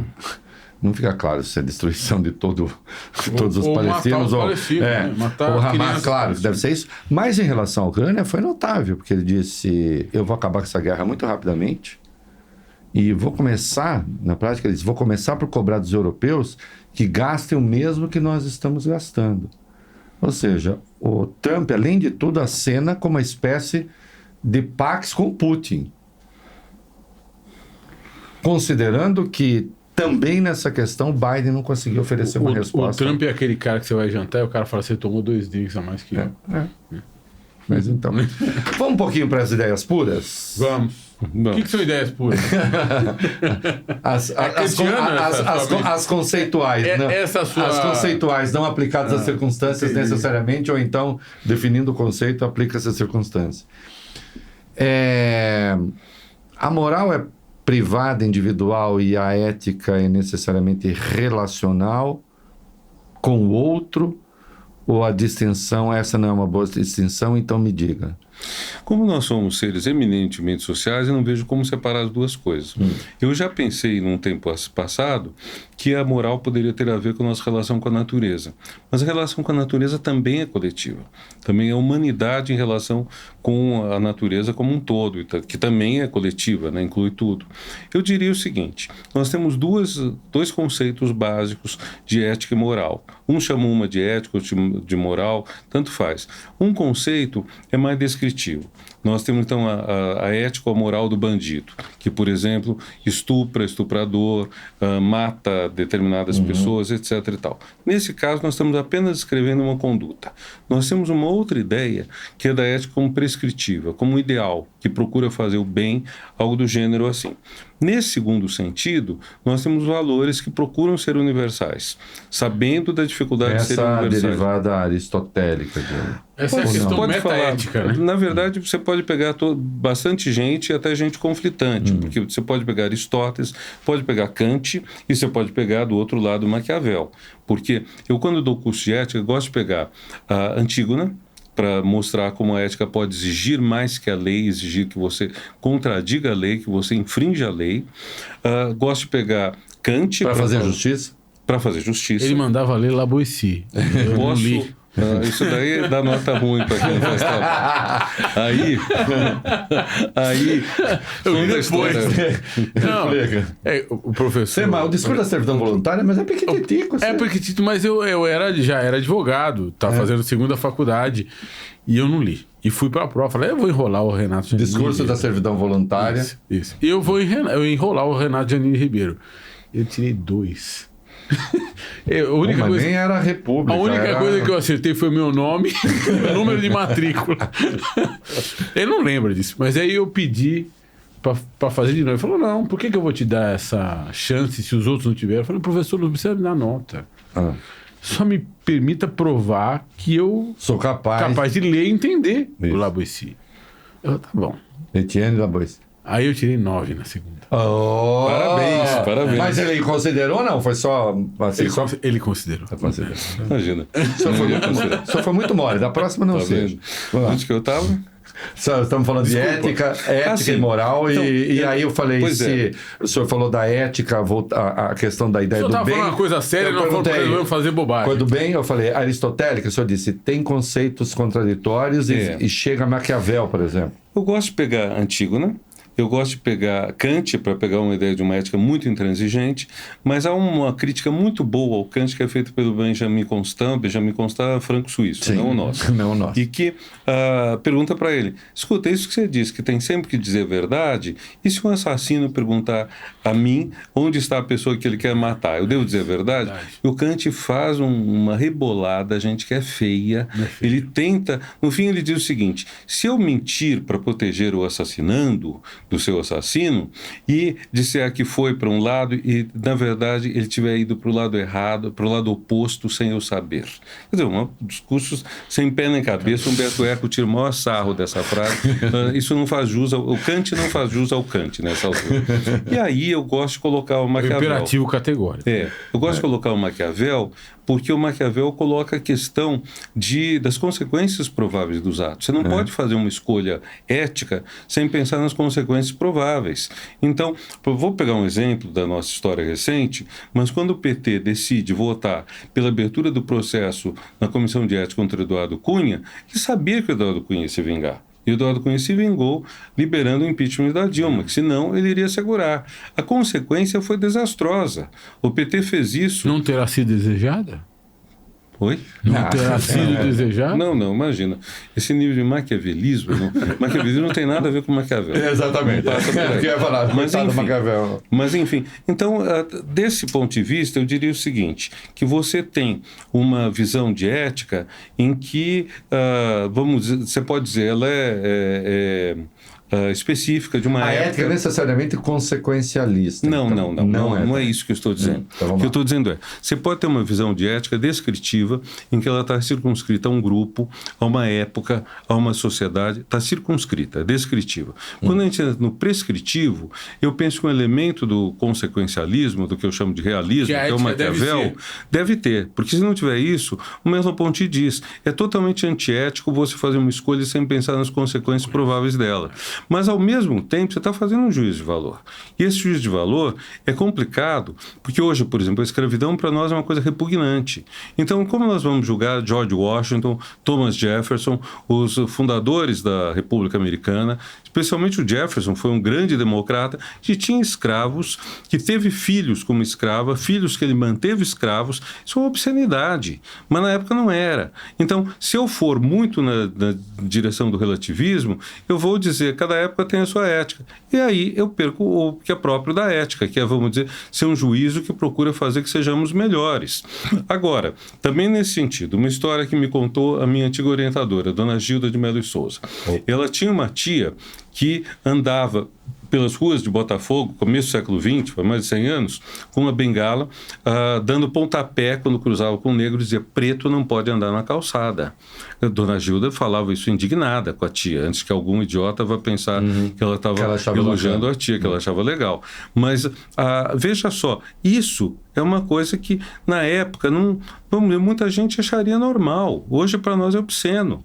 Quando eu ouço gente dizendo perdeu-se a ética daqueles homens de Estado da República Velha, que saíram pobres do governo, fio de baba, que você podia confiar e tudo mais, esses caras não tinham nenhuma simpatia pelo direito das mulheres, dos negros, dos pobres, às vezes dos próprios filhos. Então, nós temos um nível... Eu acho errado quando algumas pessoas dizem, não foi a sua pergunta, mas é errado quando dizem que há uma decadência ética. Não, eu penso que nós somos mais exigentes eticamente hoje do que no passado. Agora, de qualquer modo, eu quero provocar um pouquinho mais nisso. Tudo bem? Não sei se eu quero entender. Sou eu. Não. Porque você faz escolhas também de acordo com valores até onde o debate, digamos assim, chegou. Vamos lá. Você lê Padre Vieira ele questiona a violência da colonização contra os negros, principalmente contra os índios, mas contra os negros também, embora aquilo fazia parte daquele universo. Havia elementos de vivência, de experiência, de questionamento, para que ele fizesse um questionamento, então, o questionamento moral que a gente faz hoje, e, portanto, a ética, ela nunca é, assim, essencialista no sentido de que é uma verdade que está estabelecida em algum lugar, está estabelecida na história ou não? Eu diria que nós não podemos projetar nossos valores no passado, mas isso também não quer dizer que nós isentemos. Então, do ponto de vista dos valores de hoje, qualquer escravocrata do passado foi errado. Mas numa situação, numa época que você não tem máquinas, então muitos trabalhos que hoje são feitos pela máquina eram feitos por pessoas que só fariam esse trabalho na força bruta. Há uma gravura do século XVIII que mostra no interior de Minas Gerais 2 soldados acompanhando 2 escravos que estão carregando um barril de fezes para jogar no rio. Até do ponto de vista psicológico é uma barbárie. Mas enfim, o fato é que isso ilustra muito bem uma situação em que um trabalho como carregar um barril de fezes é um trabalho que ninguém faria de boa vontade. Então, para você fazer, você tem que ter sido totalmente desterritorializado, desenraizado, trazido da África, humilhado, privado de família, privado de filho, privado de tudo para fazer isso. Então, numa sociedade desse tipo, e quando você olha o abolicionismo vai surgir mesmo quando você tem as máquinas. Onde você tem pela primeira vez na história do mundo uma geração maciça de energia que não seja pela força bruta de mamíferos grandes. Não é nem boi, nem búfalo, nem cavalo, burro, nem ser humano. Então aí a gente pode ser fofo, aí a gente pode ser mais democrata. É triste dizer isso, porque indica que não existe uma pureza tão grande nas nossas opções éticas, mas ao mesmo tempo permite mostrar que há um sentido ético no progresso material. O progresso material pode permitir o fim de várias profissões, trabalhos que são inaceitáveis, inadmissíveis. E, na verdade, o caráter moral das ciências, pegando o Rousseau e invertendo. Rousseau dizia que as ciências as artes atrasam, pioram o ser humano. Pegando o contrário, as ciências e as artes, no sentido de técnicas, elas nos permitem melhorar o ser humano.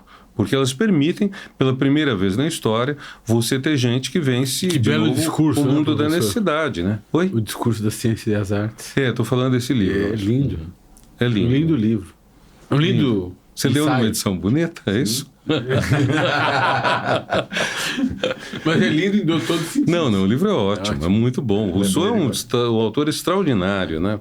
Rousseau é um criador do mundo moderno na medida em que ele valoriza os sentimentos, o afeto, a verdade vem do coração. Isso é uma ideia que Muito não embora ele tenha injetado alguns filhos. Sim, né? sim. Mas é uma ideia que não tem nada, não faz nenhum sentido antes dele, essa ideia do íntimo, do coração íntimo, da integridade do do sentimento. Essa ideia é nossa, de que se você for totalmente sincero, disser tudo, você vai se entender com a sua amada. Se as pessoas abrirem totalmente o coração, vão se entender. O mundo... Essa ideia é romântica, no melhor sentido da palavra romântica, deve muito ao Vai ter Rousseau. resposta do Voltaire para ele com o Tratado da Desigualdade que ele mandou para o Voltaire, né? O Voltaire falou assim, lendo o seu livro, fiquei com vontade de voltar a dar de 4. Nunca ninguém usou tão bem a razão para nos convencer de que ela é ruim para gente. É ruim pra nós, é usada pra oprimir o próximo. Exatamente. Exatamente. Vamos encerrar, meu filho? Isso Posso aí. dizer uma coisa pra você? Deve. Eu tô, Pra mim, não. eu tô muito emocionado que a gente tenha inaugurado o nosso novo estúdio com um homem tão inteligente quanto o Renato Giannini Ribeiro. E mais emocionado ainda é que ele seja brasileiro, que ele viva no nosso tempo de vida.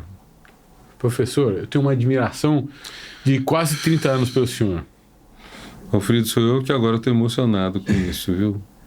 Muito bacana o senhor estar aqui com a gente. Muito contente de estar com duas pessoas que eu admiro pela inteligência e pelo papel na discussão pública e também pela cultura, viu? Porque as Isso é um pessoas podem craque. ser inteligentes sem cultas. Quando são cultas, é um plus, é um brinde. Isso é um craque. Muito obrigado. Foi uma grande entrevista. Nós ficamos muito Linda felizes e uma estreia espetacular. No outro desse estúdio a lugar, gente uma dava as inovação. mãos os três juntos aqui. Vamos dar as mãos aqui? Olha aqui, gostou da nossa entrevista, gostou do nosso papo? Se inscreva, dê like. A gente está muito feliz, comovido mesmo, como o Valfrido deixou claro, e inaugurar esse estúdio com o Renato Giannini Ribeiro nessa maravilhosa entrevista e pra gente, de verdade, uma honra. Teremos outros bate-papos aqui espetaculares. Então, faz o seguinte, se inscreva, dê like, pra gente é importante. É isso aí. Obrigado, Viva! professor. Viva! Viva!